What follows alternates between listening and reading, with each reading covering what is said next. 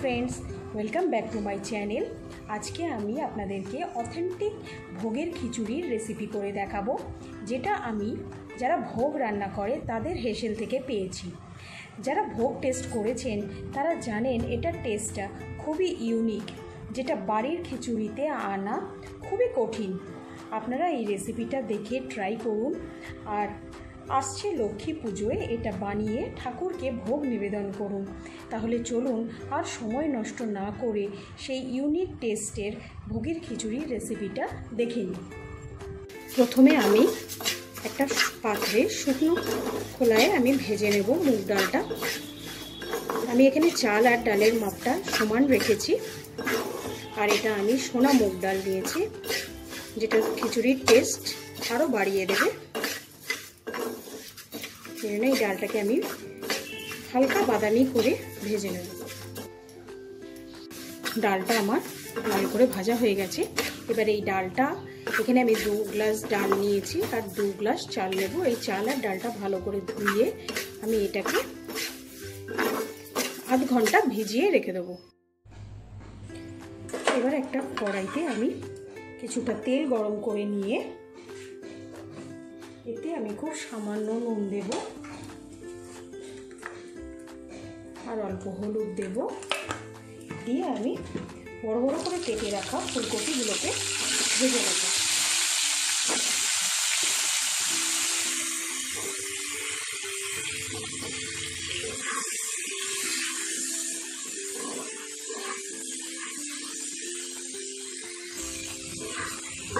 ফুলকপিগুলো আমার ভাজা হয়ে গেছে, এগুলোকে আমি এবার তুলে রাখবো।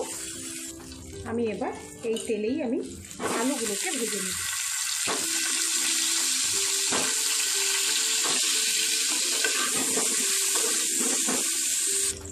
আলুগুলো আমার ভাজা হয়ে গেছে, এবার এই আলুগুলোকে আমি তুলে নেব। আমি একটা হাঁড়িতে সর্ষের তেল গরম করে নিয়েছি। এবার এতে আমি 3টে তেজপাতা, 4টে শুকনো লঙ্কা ফোড়নে দেব। আর আমি এখানে 1 চামচের মতো একটু সাদা জিরেও দেব। এবার এগুলো সবগুলোকে 30 সেকেন্ডের মতো একটু ভাজা ভাজা করে নেব। জিরেটা থেকে খুব সুন্দর একটা গন্ধ বার হয়ে গেলে আমি এখানে কিছুটা নারকেল কোড়া দিয়ে দেবো।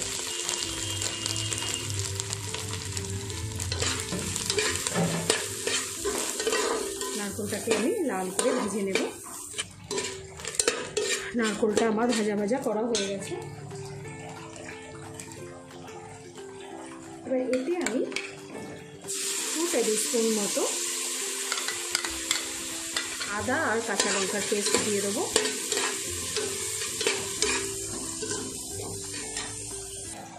এবার এতে আমি একটা টমেটো কুচি দিয়ে দেবো।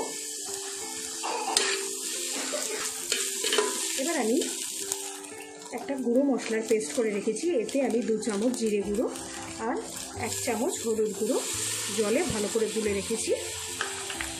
এই পেস্টটাও আমি দিয়ে নেবো। এই মশলাটাকে খুব ভালো করে ফ্লেমটাকে স্লো করে কষিয়ে নেব। মশলাটা আমার খুব ভালো করে কষানো হয়ে গেছে। এবার আমি এখানে 6টা কাঁচা লঙ্কা, একটা গোটা কাঁচা লঙ্কা দিয়ে দেবো। দিয়ে এবার চাল আর ডাল, যেটা আমি ভালো করে ধুয়ে আধ ঘন্টা জলে ভিজিয়ে আমি জলটাকে ছেঁকে রেখেছি, এই চাল আর ডালটা দিয়ে দেবো।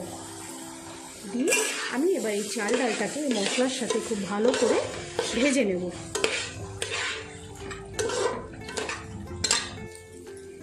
চাল আর ডালটা আমার খুব ভালো করে ভাজা হয়ে গেছে। আপনারা এই চিটচিটে আওয়াজটা পাচ্ছেন, এটা মানেই চাল আর ডালটা খুব সুন্দর করে ভাজা হয়ে গেছে। এবার আমি এতে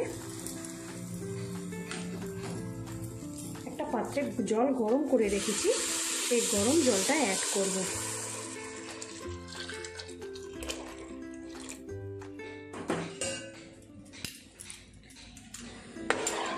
ভোগের খিচুড়ির এই একটা ট্রিক্স হলো, একবারে আমরা জলটা দেব না।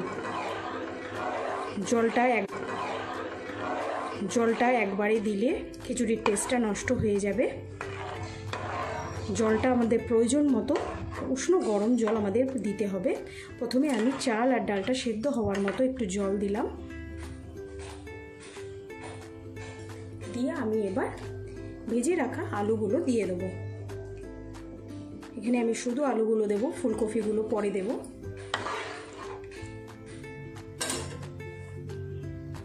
খিচুড়িটা ফুটে উঠেছে, এবার এটাকে আমি ঢেকে স্লো থেকে মিডিয়াম ফ্লেমে কুক করব। 2-3 মিনিট পর আমি ঢাকাটাকে খুলে এতে আমি পরিমাণ মতো নুন মেশাবো।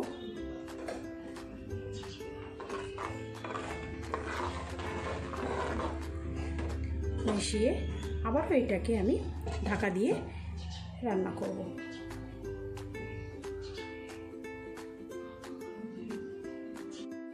15 মিনিট পর আমি ঢাকাটাকে খুলে নিয়েছি।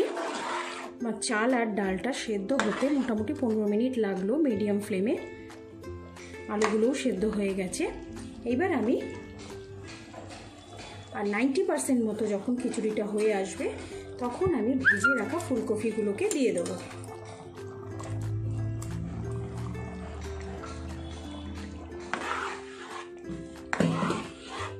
দিয়ে আমি 5 মিনিটের জন্য এটাকে আরও ঢেকে কিছু রান্না করব। খিচুড়িটা আমার একদম রেডি হয়ে গেছে। এবার আমি নামানোর আগে এতে অল্প চিনি আর একটা ভাজা মশলা, যেটাতে আমি শুকনো খোলায় জিরে, গরম মশলা আর শুকনো লঙ্কা ভেজে মিক্সিতে গুঁড়ো করে নিয়েছি, ওই ভাজা মশলাটা দিয়ে দেবো। আর 1/2 চামচের মতো একটু ঘি দিয়ে দেবো। ঘি দিয়ে গ্যাসের ফ্লেমটা অফ করে আমি এটাকে ঢেকে রাখবো। খিচুড়িটা আপনারা যতটা পাতলা দেখছেন, এটা বসে গেলে একটু গাঢ় হয়ে যাবে। তো এই কনসিস্টেন্সিতেই আমি এটাকে ঢেকে স্ট্যান্ডিং টাইমে রেখে দেবো। তারপর আমি সার্ভিং প্লেটে নিয়ে আপনাদের দেখাচ্ছি। খিচুড়িটাকে আমি সার্ভ করে নিয়েছি।